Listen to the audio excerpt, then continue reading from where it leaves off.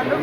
ఈసారి కూడా మన ముఖ్యమంత్రి రేవంత్ రెడ్డి గారు మా యొక్క సమ్మక్క సారలమ్మ గుడి నిర్మాణాన్ని అత్యంత భావోద్వేగ బంధంతో చాలా బ్రహ్మాండంగా నిర్మిస్తున్న సందర్భంగా మరి జాతర కూడా ఉంది. ఒక దిక్కు మాకు గుడి నిర్మాణం అవుతుంది, మరి జాతర కూడా ఉంది. మరి కుటుంబ సమేతంగా ఈరోజు వచ్చి మొక్కులు చెల్లించుకొని మేము మళ్ళీ మేడారంలోనే జాతర సక్సెస్ అయ్యేంత వరకు కూడా సమ్మక్క సారలమ్మ జనంలోకి తీసుకొచ్చి ఆ 4 రోజుల జాతర మహాఘట్టం ఘనంగా నిర్వహించుకునేందుకు ముందు ఇక్కడ మొక్కులు చెల్లించుకోవడం జరిగింది. మీరు చూస్తూ ఉన్నారు, ఇక్కడ కానీ వెమ్లవాడలో కానీ సమ్మక్క సారలమ్మ దగ్గరకు వచ్చేవారు చాలా సామాన్యమైన ప్రజలు అత్యధికంగా వస్తారు. ఇప్పుడు అక్కడ మేడారంలో కానీ ఇక్కడ కానీ మరి రకరకాల పెద్ద అంటే ఉన్నత కుటుంబాలు ఉన్నత వర్గాలు కూడా వస్తున్నాయి. కానీ ఒకప్పుడు ఇక్కడ వేములవాడ రాజన్న, అక్కడ సమ్మక్క సారలమ్మ అంటే ఈ పదాలలోనే ఆ పిలిచే పలకడంలోనే మన అక్క చెల్లెలు అన్నదమ్ములు పిలుచుకున్నట్టుగా అంత ఓన్ చేసుకునే దేవుళ్ళు. మేము అక్కడ సమ్మక్క సారలమ్మ ఇక్కడికి వస్తే వేములవాడ రాజన్న అంటే ఇది మనకు పురాతనం నుంచి ఉన్నటువంటి ఆనవాయితీ ఆచారాలు. మనం గుడుల నిర్మాణం చేసుకుందాం, సౌకర్యాలు కల్పిస్తాం, అన్నీ చేద్దాం. కానీ పూజించే విధానము, పిలుచుకునే తీరు, ఆ విశ్వాసాలు అవన్నీ మాత్రం భద్రంగా కాపాడుకొని భవిష్యత్ తరాలకు ఇవ్వాలి.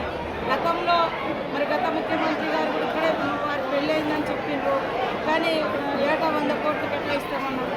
కానీ ఎందుకో వాళ్ళు విస్మరించేది సాక్షాత్ వేములవాడ రాజన్నలు కానీ అక్కడ కాదు.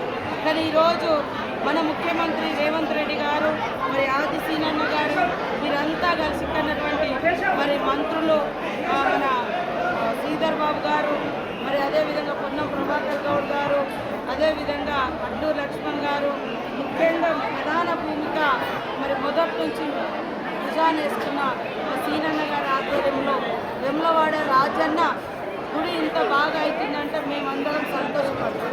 ఎందుకంటే మా గుడి ఎంతైతే మేము అంటే భక్తి ఉంటుందో అక్కడికంటే ముందు ఇక్కడికి వచ్చి మొక్కులు చెల్లించుకొని మేము అక్కడికి పోతాం. మా తల్లిదండ్రులు కానీ మా ఊళ్ళో కానీ అందరూ మాస్ పబ్లిక్ అత్యధికంగా వచ్చారు.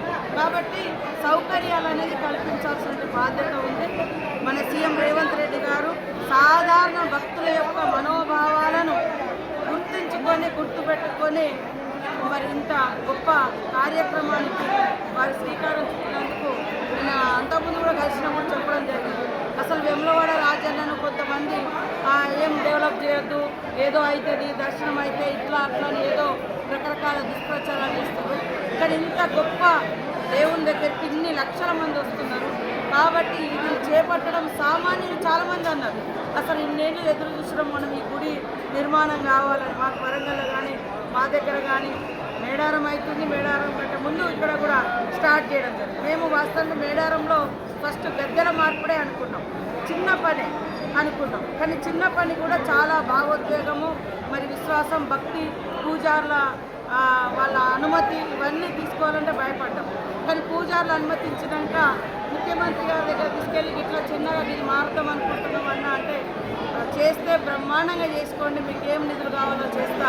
1000 ఏళ్ళు వాళ్ళ చరిత్ర 1000 ఏళ్ళ క్రితంలో స్టార్ట్ అయింది, మరో 1000 ఏళ్ళు ఉండేటట్టుగా కూడా మీరు నిర్మాణాలు చేసుకోండి అని మాకు అభయస్థం ఇచ్చి అన్ని రకాలుగా సపోర్ట్ చేసి రేపు 18వ తారీఖు నాడు అక్కడికే వచ్చి అక్కడే క్యాబినెట్ నిర్వహించి అక్కడే మంత్రులు ఎమ్మెల్యేలు కూడా ముందస్తుగా వచ్చి బస చేయడం, పొద్దున 19వ తారీఖు నాడు ఉదయమే మరి గుడి పునర్నిర్మాణం అయినటువంటి గుడిని కూడా ప్రారంభించడం జరుగుతూ ఉంది. ముఖ్యమంత్రి గారు, మా క్యాబినెట్ మంత్రులు, మా ఎమ్మెల్యేలు, ప్రజాప్రతినిధులు అందరికీ ఆల్ పార్టీ ప్రజాప్రతినిధులు కూడా మరి ఎమ్మెల్యే అంటే అసెంబ్లీలో అందరికీ కార్డ్స్ పంపించడం జరిగింది.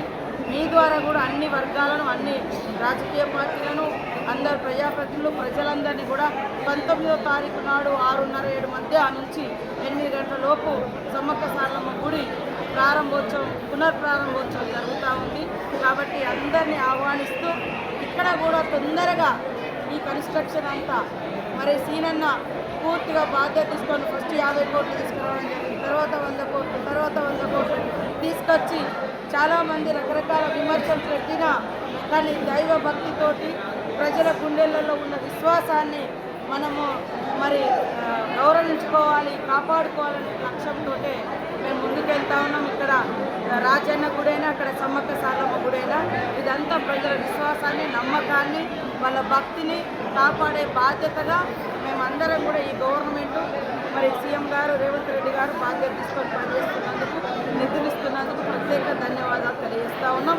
రాబోయే కాలంలో కూడా గోదావరి పుష్కరాలు బాసర టు భద్రాచలం దాకా గోదావరి ప్రవహిస్తూ ఉంటుంది. దాని మీద కూడా మాకు ముఖ్యమంత్రి గారు ఇప్పుడు మన వరంగల్ జిల్లా, ఉమ్మడి వరంగల్ జిల్లాకు వస్తే ములుగుల్నే 100 కిలోమీటర్స్ గోదావరి ప్రవహిస్తుంది మేజర్గా. ఇది కరీంనగర్, అటు వరంగల్లో ములుగు ప్రాంతం. సో ఇదంతా కూడా డెవలప్ చేయాలని వారు ఆలోచనతో ఉన్నారు. ఈ జాతర అయిపోయిన తర్వాత మేమందరం ఈ గోదావరి పరివాహక ప్రజాప్రతినిధులము, మంత్రులము, ఎమ్మెల్యేలము, ఎంపీలము అందరం మరి ఒక్కసారి ముఖ్యమంత్రి గారితో టైం తీసుకొని గోదావరి పుష్కరాల గురించి కూడా చర్చించుకొని ముందస్తు ప్రణాళికతో ముందుగా ఏర్పాటు చేస్తామని తెలియజేస్తే మీ అందరికీ శుభాకాంక్షలు. మీరందరూ కూడా మరి ఇక్కడ నుంచి